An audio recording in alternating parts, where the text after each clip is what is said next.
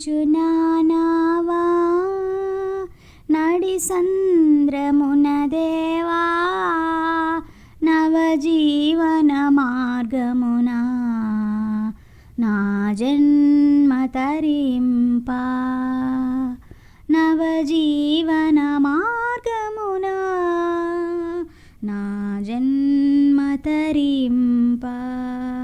దేవునికి మహిమ. నమస్కారం అండి. మనము తెలుగులో వాడుక భాషలో ఉండే తెలుగులో బైబిల్ని చదువుకుంటున్నాం కదా. ఇప్పుడు మనం సంఖ్యాకాండం 23 అధ్యాయానికి వచ్చామండి. బేసికల్గా ఇది ఆడియో బైబిల్ కాబట్టి మీరు ఏదైనా పని చేసుకుంటా కూడా దేవుని వాక్యాన్ని వినొచ్చు, మననం చేసుకోవచ్చు. నేను బైబిల్ ఉన్నట్టుగా వచనం వైజ్ చదువుతున్నాను. ఇప్పుడు ఈరోజు మనం 23 అధ్యాయానికి వచ్చాం కదా. 23 అధ్యాయంలో 29 వచనాలు కనిపిస్తున్నాయండి. 23 అధ్యాయం దేని గురించి చెప్తున్నాయి టూకీగా అంటే బయల్పేర్ దగ్గర ఇజ్రాయెల్ పాపం గురించి, రెండవసారి జనాభా లెక్కల గురించి,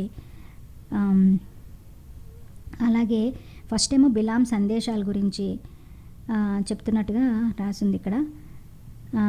బిలాం సందేశాలు, బయల్పేర్ దగ్గర ఇజ్రాయెల్ పాపం గురించి మనం చదువుదామండి. ఇప్పుడు 23 అధ్యాయం. అప్పుడు బిలాం, ఇక్కడ నా కోసం 7 బలిపీఠాలని కట్టించు, ఇక్కడ 7 కోడెలు 7 పొట్టేళ్ళు నా కోసం సిద్ధం చేయి అని బాలాకుతో చెప్పాడు. బిలాం చెప్పినట్టు బాలాకు చేసిన తర్వాత బిలాం బాలాకును కలిసి ఒక్కొక్క బలిపీఠం దగ్గర ఒక్కొక్క కోడెను పొట్టేళ్ళను అర్పించారు. బిలాం, మీ హోమం దగ్గర నిలబడండి, నేను వెళ్తాను. ఒకవేళ యెహోవా నా దగ్గరికి వస్తాడేమో, ఆయన నాకు వెల్లడి చేసేది మీకు తెలుపుతాను అని బాలాకుతో చెప్పి చెట్లు లేని ఒక కొండ దగ్గరకు ఎక్కాడు. అక్కడ దేవుడు బిలాంను సమీపించాడు. దేవునితో బిలాం, నేను 7 బలిపీఠాలు సిద్ధం చేసి ప్రతి దాని మీద కోడెను పొట్టేలను అర్పించాను అన్నాడు. సందేశం ఒకటి బిలాం చోట ఉంచి యెహోవా బాలాకు దగ్గరకు మళ్ళీ వెళ్ళి ఈ మాటలు చెప్పు అన్నాడు. బిలాం బాలాకు దగ్గరికి మళ్ళీ వెళ్ళినప్పుడు అతడు మోయేబు నాయకులందరితో కూడా తన హోమాల దగ్గర నిలబడి ఉన్నాడు. బిలాం కావ్య రూపంలో ఇలా పలికాడు. బాలాకు ఆరాం నుంచి మోయేబు రాజు తూర్పు పర్వతం పంక్తిల నుంచి నన్ను రప్పించాడు. రండి, నా కోసం యాకోబు ప్రజలను శపించండి, రండి ఇజ్రాయెల్ జనాల్ని నిందించండి అన్నాడు. దేవుడే శపించని వారిని నేనెలా శపించగలను? యెహోవా నిందించని వారిని నేనెలా నిందించగలను? ఎత్తైన బండల నుంచి ఈ జనాన్ని చూస్తున్నాను, కొండ మీద నుండి ఈ ప్రజలను కనిపెడుతున్నాను. ఈ ప్రజ ప్రత్యేకంగా నివసిస్తుంది, తాను జనాలలో ఒక జనమని భావించుకోరు.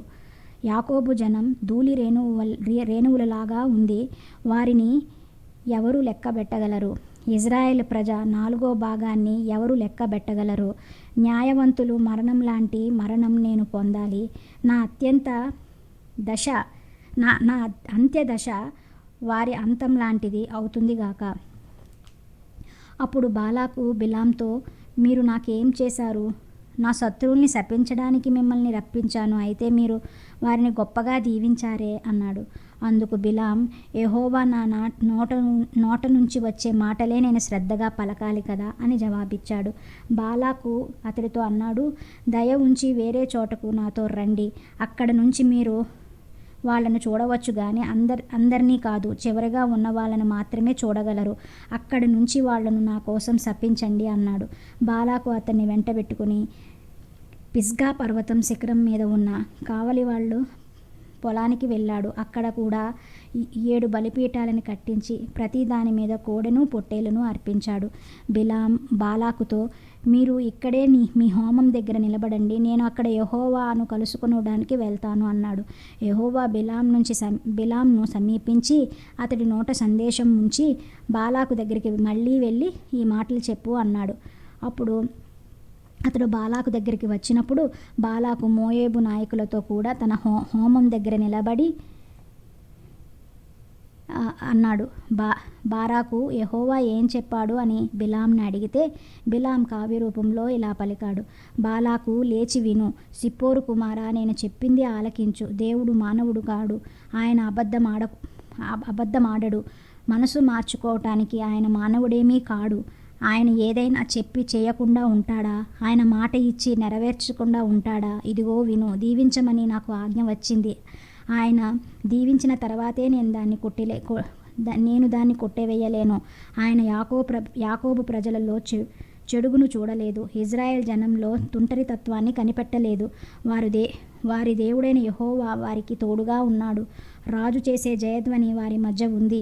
దేవుడు ఈజిప్టు నుంచి వారిని తీసుకొని వచ్చాడు. గురుపోతు బలం లాంటి బలము ఆయన వారికిచ్చాడు. యాకోబు జనాన్ని విరోధంగా ఏ మంత్రమూ లేదు. ఇజ్రాయెల్ ప్రజలకు విరోధమైన శకునం లేదు. దేవుడు చెయ్యబోయేది సరైన సమయాల్లో యాకోబు వంశస్థులైన ఇజ్రాయెల్ ప్రజలకు తెలియబడుతుంది. ఇదిగో ఆ జనం ఆడసింహంలాగా లేస్తుంది. అది సింహంలా బలంగా నిలబడుతుంది. అది వేటాడి పట్టిన దానిని తిని చంపిన దాని రక్తం త్రాగే వరకు మళ్ళీ పడుకోదు. అప్పుడు బాలాకు, మీరు వాళ్ళని శపించడం లేదు, పోనీ కానీ వాళ్ళని దీవించకూడదు అని బిలాంతో అన్నాడు. బిలాం బాలాకుకు, యెహోవా చెప్పినట్టే నేను అంతా చెయ్యాలని నీతో చెప్పాను గదా అని జవాబిచ్చాడు. అందుకు బాలాకు బిలాంతో, రండి, నేను మిమ్మల్ని వేరే చోటకు తీసుకెళ్తా. అక్కడ నుండి నా కోసం మీరు వాళ్ళని శపించడం దేవునికి నచ్చుతుందేమో అన్నాడు. బాలాకు ఎడారికి ఎదురుగా ఉన్న పెయేర్ పర్వతం శిఖరానికి బిలాంని వెంటబెట్టుకొని వెళ్ళాడు. అప్పుడు బిలాం బాలాకుతో, ఇక్కడ నా కోసం 7 బలిపీఠాలు కట్టించి 7 కోడలను 7 పొట్టేలను నా కోసం సిద్ధం చేయి అన్నాడు. బిలాం చెప్పినట్టే చేశాడు. బాలాకు చేసి ప్రతి బలిపీఠం మీద కోడెను పొట్టేలను అర్పించాడు.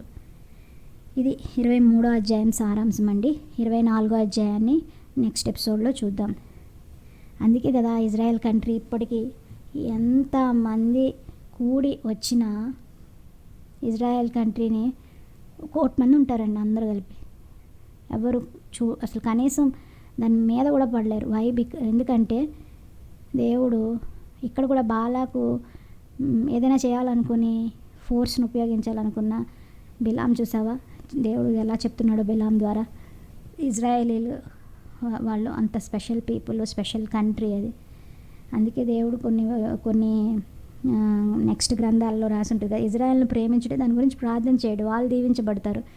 ఇజ్రాయెల్ మనం ఈజీగా తీసుకోవడానికి లేదు. దేవుడు వాళ్ళని కోవనెంట్ పీపుల్ అండి వాళ్ళు.